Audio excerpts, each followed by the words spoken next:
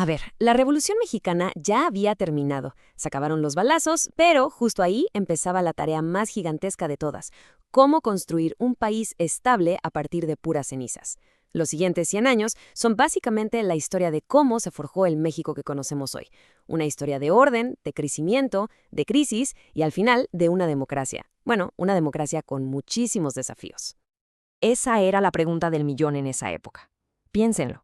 Después de años y años de caudillos, de violencia, el gran reto era cómo canalizar toda esa energía, que era explosiva, para que no volviera a estallar. Y la solución, que fue muy mexicana, no fue solo política, fue crear todo un sistema diseñado precisamente para contener el caos. Y bueno, este es el mapa de nuestro recorrido. Es bastante claro, ¿no? Vamos a ver cómo nació este sistema que trajo una estabilidad que nadie había visto, luego cómo apareció esa primera gran grieta que dejó ver todas sus debilidades, su caída después de 71 años, y finalmente cómo se está reinventando el México de hoy. Ok, primer acto. Después de la revolución, el objetivo era uno, y era simple en teoría, pero increíblemente difícil en la práctica. Había que terminar ya con el ciclo de golpes militares y asesinatos políticos para poder tener un orden que durara más que el próximo general enojado. Y uno de los primeros pasos para centralizar ese poder fue este arreglo político bastante peculiar, la verdad. El maximato fue, digamos, la transición del poder del caudillo con pistola al poder del arquitecto político. Plutarco Elías Calles, el jefe máximo, movía todos los hilos sin necesidad de sentarse en la silla presidencial. Y esto nos lleva, claro, a la creación de la maquinaria política que iba a dominar México por décadas. En 1929, Calles funda el PNR, el Partido Nacional Revolucionario. Con el tiempo, como vemos aquí, se transformó hasta ser el PRI. Pero ojo, lo más interesante es su propósito original. No se trataba tanto de ganar elecciones, sino de evitar que los generales se mataran entre sí por la presidencia.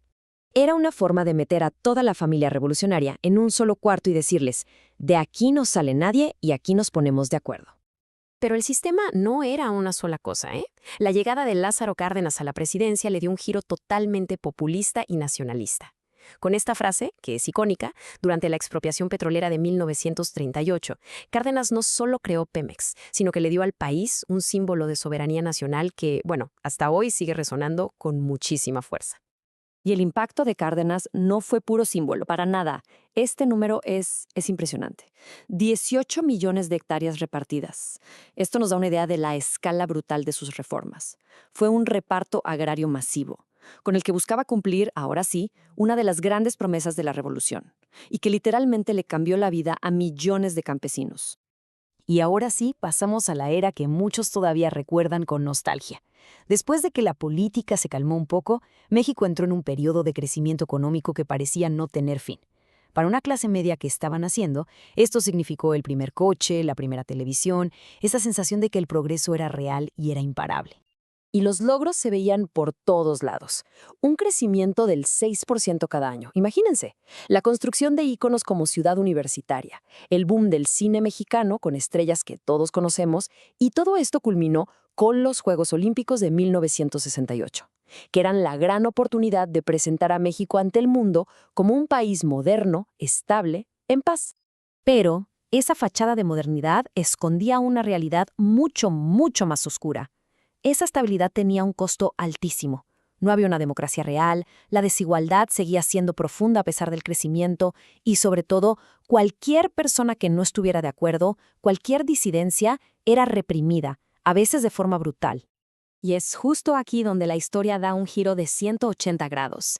Este periodo es una cascada de crisis, una tras otra, que empezaron a desmantelar pieza por pieza ese sistema de control del PRI que pareciera indestructible. El 2 de octubre de 1968 fue el momento en que todo se rompió. La masacre de Tlatelolco le quitó la máscara al régimen y le mostró al mundo entero su cara más autoritaria, justo cuando México intentaba mostrar su mejor rostro. La ilusión de paz se hizo añicos y para siempre. Poquito después, la crisis se volvió económica. La devaluación del 76 fue el primer gran golpe a la estabilidad financiera del país. Fue el inicio de un ciclo de crisis y devaluaciones que iba a definir las siguientes décadas. El milagro mexicano oficialmente se había terminado. Hay pocas frases que capturen mejor la desconexión entre el discurso político y la cruda realidad como esta. La dijo el presidente López Portillo justo antes de otra devaluación gigantesca en 1982. Obviamente se convirtió en el símbolo de las promesas rotas y del desastre económico. Y luego, un desastre natural se convirtió en un punto de quiebre social y político. El terremoto del 85 no solo mostró a un gobierno totalmente rebasado y paralizado, sino que también reveló el poder inmenso de la sociedad civil, que se organizó desde abajo, sin esperar al gobierno, y demostró que podía actuar por sí misma. Todas estas crisis forzaron un cambio de rumbo total en la economía. Como se ve aquí, México pasó de una economía cerrada, controlada por el Estado, a un modelo de libre mercado. Esto significó privatizaciones masivas de empresas como Telmex y los bancos, y sobre todo, la firma del Tratado de Libre Comercio, el famoso TLC-AN. Y así llegamos al tercer y último acto, el fin de una era y el comienzo de otra. La caída del PRI en el 2000 no fue un final de cuento de hadas. Fue el inicio de un capítulo completamente nuevo, con un montón de problemas distintos, mucho más complejos y en muchos casos más violentos. Esta gráfica lo dice todo. El 2 de julio del año 2000, la victoria de Vicente Fox, del PAN, terminó con 71 años seguidos de gobierno del PRI. Se dice fácil, pero es toda una vida. Fue un momento histórico que demostró que el cambio pacífico por las urnas era posible. Un hito para México. Pero la democracia trajo sus propias crisis. La llamada guerra contra el narcotráfico, que empezó en 2006, disparó la violencia a niveles que nunca habíamos visto. Casos como Ayotzinapa en 2014 nos recordaron que la corrupción y la impunidad seguían ahí, intactas. Y la elección de Andrés Manuel López Obrador en 2018 fue el resultado de un hartazgo y un descontento social enormes. Entonces, si miramos todo este siglo en retrospectiva, ¿cuál es el balance? ¿Qué nos queda? Pues es una historia de contradicciones gigantescas. Hay logros que son innegables, pero también hay deudas sociales que todavía hoy nos pesan, y mucho. Esta tabla lo resume muy bien. El sistema del PRI logró algo que parecía imposible: estabilidad política y crecimiento económico, que al final permitieron una transición pacífica a la democracia. Pero la herencia también incluye deudas enormes, una desigualdad brutal, una corrupción que parece estar en todos lados y una violencia que no para. Se ganó la democracia en las urnas, sí, pero construir una democracia de calidad, funcional, ese sigue siendo el gran reto. Y con esto cerramos. Conocer este pasado no es para quedarse atorado en él, sino para entender el presente. Cada persona en México es heredera de esta historia, de las pirámides y las catedrales, de la independencia y la revolución, de las crisis y las recuperaciones.